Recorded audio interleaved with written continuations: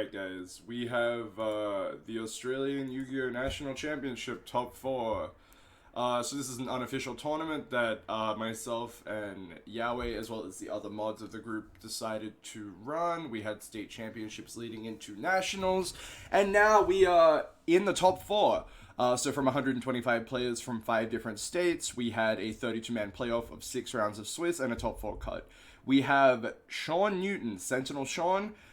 He managed to go 5-1 in Swiss, going 5-0 and losing the last round to lock in Jonathan Lowbridge. So Sean is playing Mekk Knight Invoked, I think. I'm 99% sure. Then we have Ian Carroll. I have not looked too deep into the deck list, so this is going to be as much of a surprise as it is for you guys when we see what he is playing. But I assume it's Eldritch Synchro, it could be Adamancipator, it could be Invoked Eldritch. So, let's see. So, Sean, Pot of Desires turn 1 and then passed. Obviously not an amazing opening. I guess we can put him on a wide range of hand traps. A lot of his cards need to function with opponent interaction, so your opponent committing cards to the field makes, the Mekk Knight cards live. But the Invoked engine itself can still pack a punch turn 1, so I'm not too sure if he picked first or he picked second. While both players do have a reasonable amount of information on each other, given the fact that the tournament scene for our group is reasonably small, there's a world where maybe Sean picked first because he knows Ian's playing Adamancipator, which we know now, or Ian let Sean go first knowing that he's playing Mekk Knight Invoked. So there are levels to it. So we see Ian start off with Tackle Crusader into Researcher. This is as good as it usually gets, and we hit the Guardian, which is just amazing. Another card that really cemented Adamancipator as a deck. Put so much pressure on it once you hit it for free of Adamancipator cards. And with the introduction of Crystal Needlefiber as well, there are just, way too many ways you can go with this deck. So Ian's board now is pretty safe against most hand traps. We're still reasonably weak to hand traps like Imperm, which is unfortunate. So Ian has opted for the Hackler Fibrax. So Sean ashing the Fibrax could indicate that he has an Effect Veiler. So he's trying to ash the Fibrax to trade off with the Guardian, and then he'll chain Effect Veiler to negate the Fibrax, which is reasonable. There could also be a world where he's trying to get the Guardian off the field, and maybe he's trying to get his Nibiru online. But outside of that, yeah, it seems like Sean probably just has a good chunk of hand traps.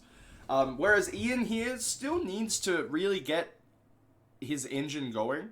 Okay, so Ian opted to negate the Ash with the Guardian. Okay, so the Fibrax resolved. So maybe Sean's hand is a bunch of doubles, but I am putting a pretty solid read on him having Nibiru the Primal Being. Okay, cool. Yep, there it is. Alright, so Nibiru is coming down. This is a very, I'd like to say, trigger-happy opportunity to play the Nibiru here. I think you can potentially wait until a later point. Perhaps your opponent maybe commits more cards into a Link Cross play, into Metal Marcher. But there are arguments for and against. The problem now is that Ian can get multiple tokens, which I don't know if he's getting. I think he's probably contemplating it now. You do really have to weigh the risk versus reward with generating these tokens, because there are sort of weird layers to the Adamancipator deck where if you summon a certain token, you can't... Oh, and he had Token Collector. Okay, that's crazy. So yeah, this is the ideal sort of combo here. So we have a Token Collector, Nibiru, Ash opening off Desires. So regardless, if Ian let Sean go first, Sean was still able to make the best of what he had. And if Sean opted to go first, then he clearly made the correct decision, Sean is playing what looks to be a very wide sort of hand trap lineup to cover the metagame. Token Collector being good against the Auroradon and O-Lion combos. And I think people have actually neglected the functionality that it does have with clearing the Nibiru token that you do generate, which is very, very funny. So from here, if Sean just has access to Alistair, I think it can just be game over. Okay, so it's a meltdown off the top. Um, yeah, this is gonna be unfortunate for Ian here. But Sean, making the most of what he had. Ian's set card, yeah, Imperm. Game 1, I don't think Adamancipator is having too many other spell and trap cards in their deck outside of maybe Call by the Grave. So it's Call by the Grave Imperm, or just a Stern Bluff, which usually doesn't happen because most of the cards are extenders. So Imperm being played here on the Alistair. If Sean has an Invocation, we could see a potential game shot here. Maybe not a direct game shot. I don't think it is lethal even with 3k. But no, okay, no. So we're just swinging for 4k. Sean may or may not put the token collector back in the grave. No, he's passing. So he might just have a double up of hand traps in terms of cards like Ash and Nibiru again. But at that point, that is weird. Alright. Yeah, no, so maybe his extra deck just doesn't permit him to make anything else with the collector and the Invoker of Madness. So we'll see.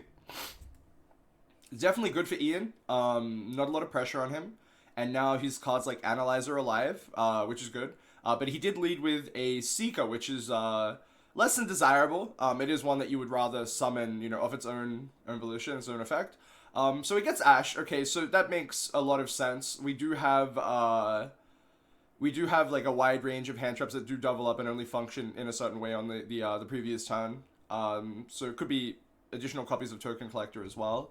So Ash on the Seeker here can be pretty good. If your opponent playing Adamancipator does lead with these sort of weakish normal summons, and you Ash them, then they do need to have, pretty big, well, no, sorry, not a pretty big range of cards that they could have. It's like pretty condensed. It's like Block Dragons and Researchers, so I think this is fine. This isn't bad in the slightest. It's when they, turn 1 and they have a clean graveyard and they can have the Madolche, they can have Brigidine. Like, Ian cannot special summon either of those. The only card that we're really scared of here, if we are Sentinel Sean, would be a Researcher or a Block Dragon. So we'll see where this goes. Alright, so Ian ends up going to battle phase, cracking the Alistair. Okay, that's fair enough. It's weird to see that Sean didn't want to turn the Token Collector to attack, just because of how swingy the Purgatrio damage can be in this matchup. Purgatrio being the Invoked that can attack every monster your opponent controls once, and it will deal piercing damage and gain attack equal to the amount of cards on your opponent's side of the field. So maybe getting the extra 800 in can mean, it can be the difference between ending the game the following turn, if Ian has a way to interact, or ending the game, 2 or 3 turns later, or not ending the game at all. So we'll see how that pans out. But it looks like Sean is just in a commanding position right now. He is doing a lot of damage this turn. The bare minimum is 26, so we'll see where it goes from here. He can quite literally just have, oh, he has a Mekk Knight, and that should be... Oh, that's game if he has an additional Mekk Knight. Alright, easy game. Everything's attacking, and it should be all over now. I don't think there's any card that can be played that actually does anything in this situation. So going to siding, again, we're going to see the dimension of whether Ian will opt to pick second, or if Sean will opt to pick first. I do think that Sean and Ian have both played their deck to quite a high standard, so I assume they would have considered the options of what to do leading up to this match. And I can see maybe Sean putting in some floodgates like summon limit, there can only be one, going first, which he may, he may assume to be happening.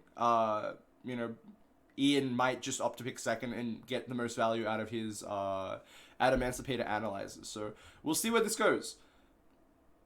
Sean's definitely just on it. He already knows what he wants in this matchup, and Ian still looks like he's kind of second guessing it. Maybe it is a matchup that he didn't consider. No, okay, we're right back into it. All right, fine, easy. So Ian opted for first, which is probably just correct every single time. I think a combo deck is a combo deck for a reason. But it will be unfortunate if Sean does have a way to play through either a board that's been developed with cards like Dark Ruler or more, potentially kaijus or something like that. Or just a lot of hand traps. Okay, so we see Analyzer get normal summon. Unfortunate, but it seems fine here because it did hit the Doki Doki. And then we're seeing exchange. So Ian does have a good chunk of cards that can come in going first that can mitigate what Sean can do. So we see Doki Doki turning into another level 4 here by ditching the Guardian. So I guess we can see another Guardian on board, or we can see maybe Tackle Crusader or something else. Okay, so we're seeing another Guardian here. So there's a world where Ian can pretty much just go unopposed into a Fiber unless Sean has multiple hand traps again. We didn't see a hand trap on the Doki Doki, which is usually because Fiber will follow up. But now we're seeing like Sean have to have 2 hand traps. So if he did have a single hand trap, maybe it was the better choice to deny the extra monster on the field. Instead of having to trade off with the Guardian anyway and giving Ian the option to decide when he wants to negate certain cards. Okay, so everything is going unopposed here. I guess we might see a Dark Ruler no more from Sean on his turn. It'll be cool to see what Ian does end on here as a way to mitigate what Dark Ruler no more can do, whether it be the Buster or the Artifact Scythe. So we'll see where this goes. So he's just doing the standard Metal Marcher. It'll be interesting to see if he plays the Cyverse level 3 synchro as well, which is very popular with Jesse Cotton in the last LCS. If you guys haven't checked that out, please check out the Duelist Academy Patreon. We have a VOD of Jesse explaining that deck from our first Twitch stream. So we have Marcher turning into what looks to be Herald. Okay, so that's, yep. Alright, so we have more ways to interact with hand traps, which probably would have been activated by now. We see Guardian and Analyzer turning into the Gallant Granite. This should be a pretty reasonable end board from the looks of it. He hasn't used Researcher, he hasn't used Seeker yet. He will just be able to start putting guys on board, you know, for free. So which is really, really strong. Block Dragon will come down afterwards. We'll probably see maybe like an Apollosa here, perhaps, depending on Ian's extra deck. So yeah, we're seeing Link Spider. Likely we won't see Union Carrier. We might see it later in the combo. We might also just see it now, but it does depend. Okay, no, it does look like he is going for the Apollosa by summoning the Block Dragon, getting 4 negates out of it. 4 negates being a lot of value here, because Sean, you know, is utilizing cards like Mekk Knights. You know, just having the negate to trade off the advantage that they are generating is relatively good, because then Sean will run out of gas. He has a lot of, he has a lot less off the top draws that he can have in follow-up turns if he is able to break the board, and Ian will still have access to the floating Block Dragon. So we'll see how this goes. Yep, so Ian opts for the Researcher, the Seeker, and the Gigantes. Of course, the 2 Adamancipator cards not using their effects yet, so they'll be able to generate more free monsters. The Block Dragon is live, Gallant Granite, Link Spider, and the Analyzer, which is good. So that'll be able to come out for free to be able to summon the Researcher, which will be able to summon the Seeker as well. And he'll just be able to start generating a bunch of free cards. So we'll see where Ian goes with this, and hopefully he does have a way to deal with a Dark Ruler no more coming down from Sean. Even a potential Sphere Mode could come down. We don't know what is in the arsenal of the Mekk Knight Invoked player. Can be some zany stuff. There are some cool things the deck can do. So we see a miss on the Researcher. Less than ideal. Not entirely what you want to be seeing, but he got a Block Dragon resolve, so I don't think it particularly matters. He's going to end up floating into the Raptite, which now means he can end on cards like Savage or Dragite. So he hits a potential Doki Doki or another Researcher. It'll be interesting to see what he takes. I guess the argument can be made for either or. Researcher will turn into a guaranteed level 8 synchro, but he already had access to Seeker, so we will yep, so he's taking the guaranteed choice now, and then, you know, maybe just ignoring the Seeker entirely in the hand. Okay, so we have these guys. So Raptite is going to turn into a Savage Dragon. Yep, so that is going to equip the Fibrax. So you see Ian not directly playing around Lightning Storm. And I think the argument can be made that against the Mekk Invoked deck, there are a lot of cards that can pressure a defense mode monster more than an attack mode monster.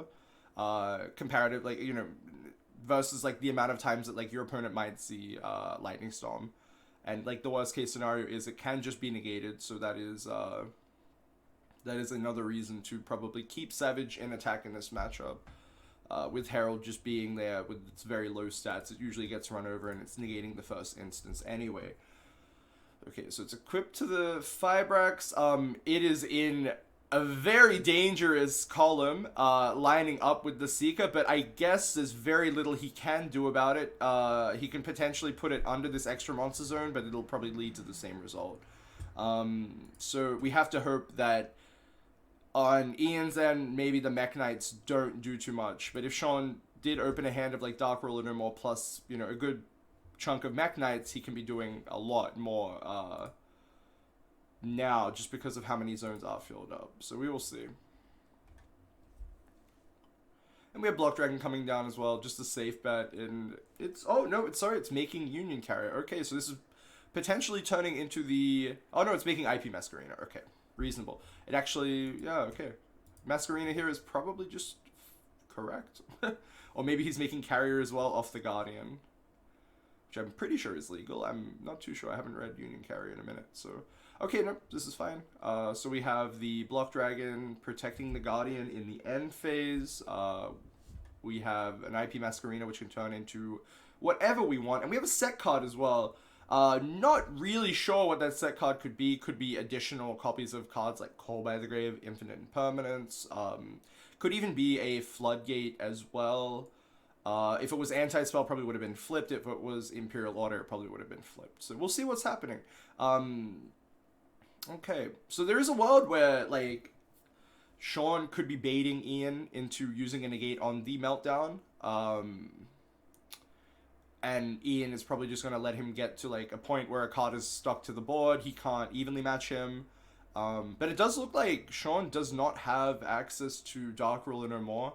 It is a card that he would most likely activate at the start of his turn to just get the most value. Okay, so we have Alistair coming down. Most likely going to be met with the Apollosa negate.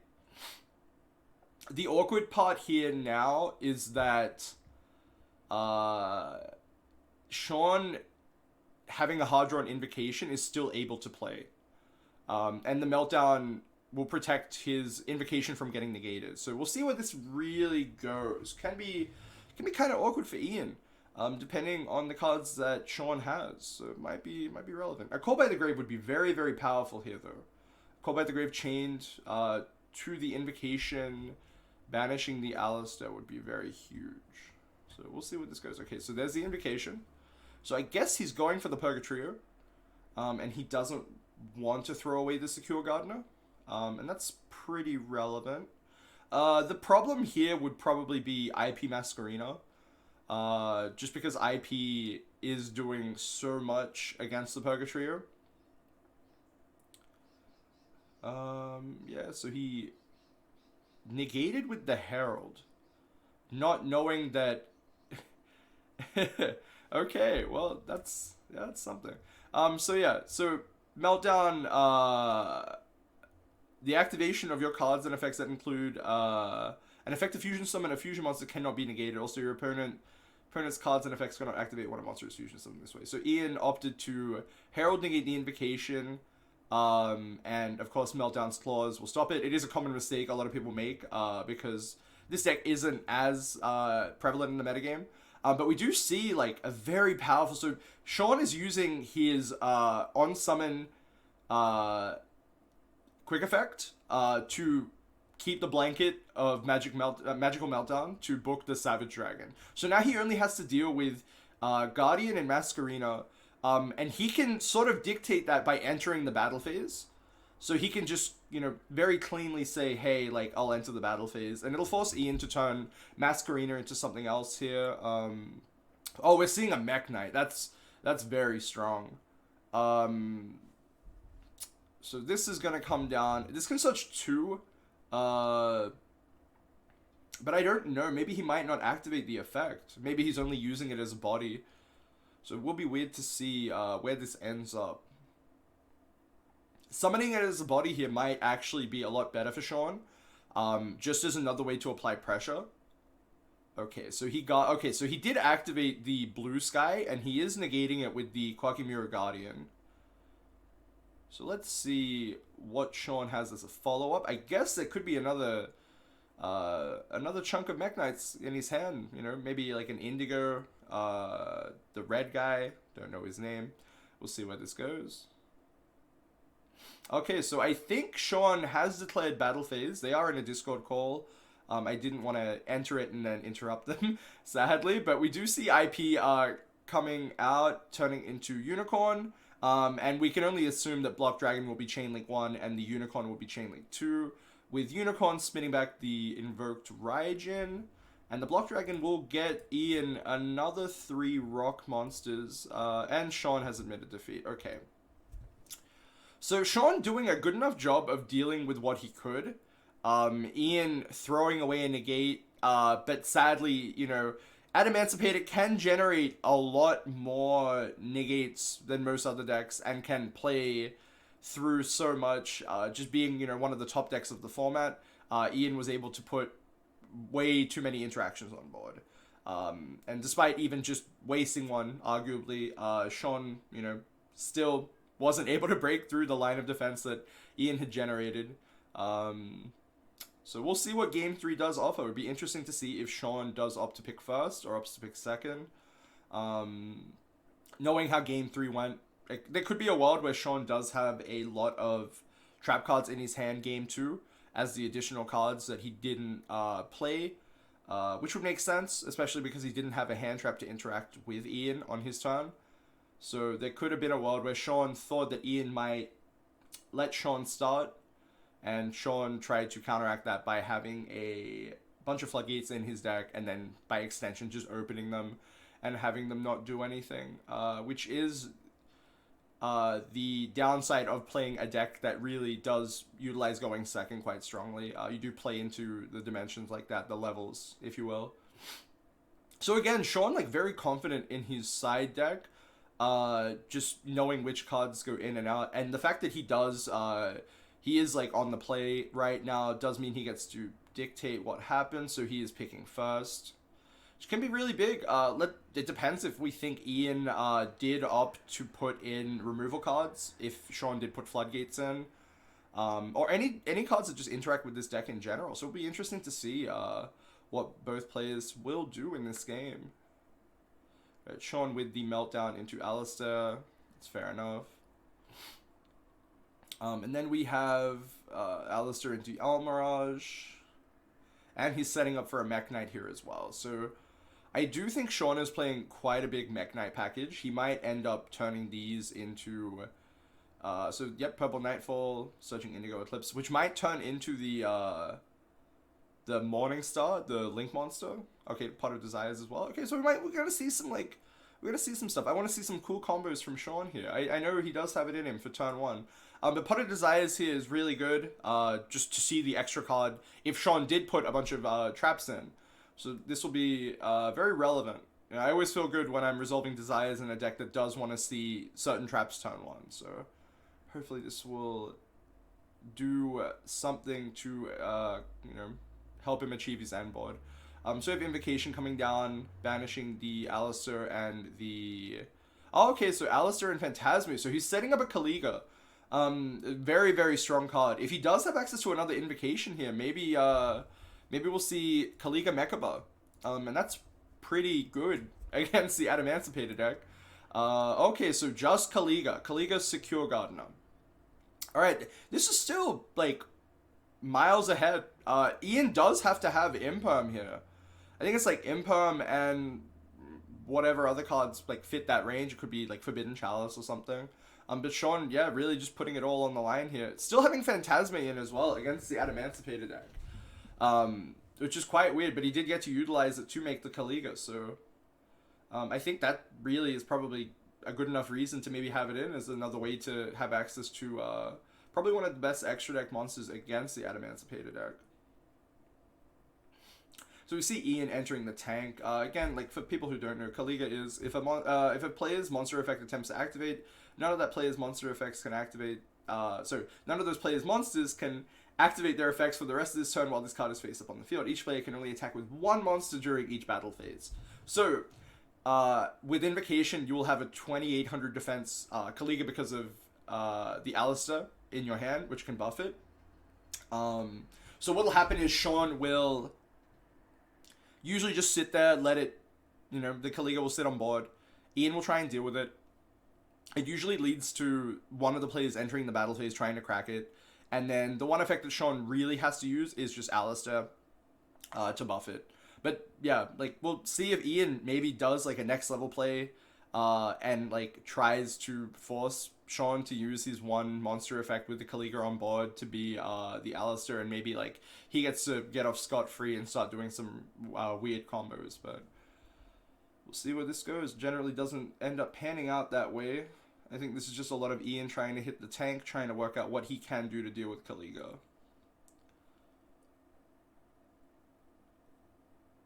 Cutting off the Analyzer here is pretty big. Just acting as another trap, essentially. So, no more Analyzer free rolls. Even the Medolce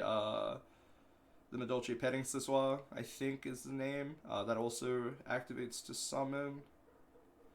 Just not a lot of cards that just put monsters on the board without activating an effect in this Adamancipator deck. Okay, so he's activating Analyzer and specialing it. So we could see Ian aim to make a Link 2. Oh, okay, so not a Link 2. He could also be going for a Synchro here. In which case, if he was able to just... Okay, so let's see. Take no effect on battle damage or effect. Okay. So if he was able to just make a Savage Dragon or a Dragite, he would be able to attack over the Kaliga.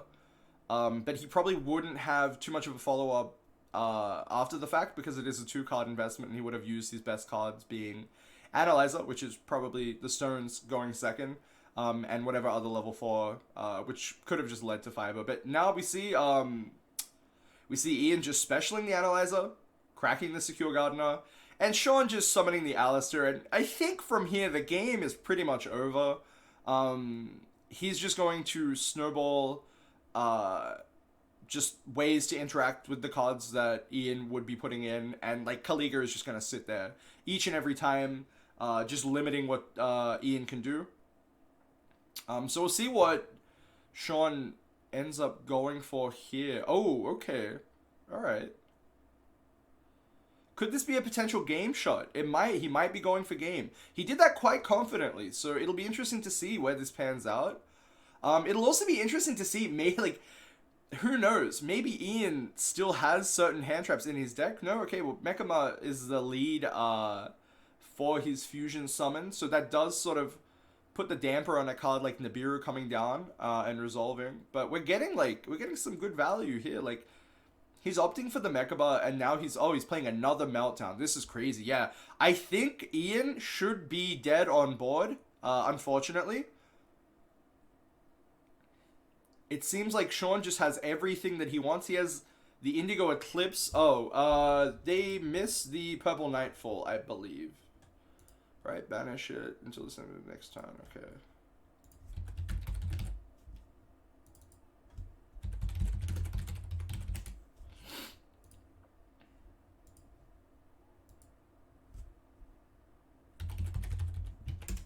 Okay, so Sean, even having the handicap of not remembering to bring back his Purple Nightfall, does manage to put lethal damage on board, taking the win against Ian Carroll in the top 4 of the Australian Yu-Gi-Oh! Tournament page's Unofficial National Championship, making his way to the finals. So congratulations, Sean, and congratulations to Ian. Bad luck about this game. But we did get to see the Mekk Knight Invoked deck showcase some of the power that it does have. So it'll be interesting to see how it goes in the finals. The other top 4 match is a Eldritch Synchro versus Magical Musketeer matchup. So it'll be quite a wide game, and Sean showing off the triple Alistair, the Invoker, which is quite funny because it does seem like that does mean he would have had 2 in hand. So if Ian did go for a level 8 Synchro and attacked over, Sean would have been able to discard both. But the argument would have been maybe he wouldn't have been able to OTK Ian. So thank you guys for tuning into this video. Hopefully you guys enjoyed it. I'm still very new to the commentary thing and also video editing, but I'm hoping that this was nice and informative and a good change of pace. And I'll continue to do these for the other top 4 game and the finals. Thank you for watching.